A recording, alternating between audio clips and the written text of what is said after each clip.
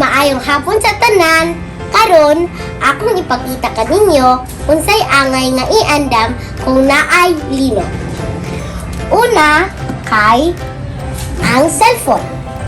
Sunod, kay ang flashlight nga naay extra nga battery. Sunod, kay ang radyo para kung nalubat na ang cellphone, makapaminaw gihapon ta og balita. Sunod, kay mga pagkaon nga sayon kaunon og dili na kinahangan ang pagluto. Sunod ang tubig. Sunod ang mga sinina. Sunod ang health or emergency kit box. O kinahanglan pod natong iandam ang bag para maisulod ang kaning mga tanang nga butanga. Kini ang imong timan-an sa oras mismo sa lino.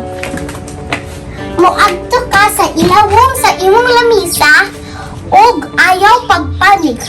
Kupti ug hugot ang mga tiil sa imong lamisa.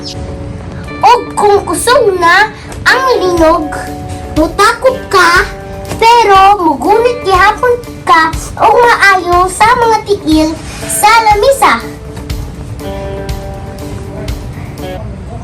Og kung humanan na ang linog, diman-an na mo adto sa pinakaduol nga evacuation center.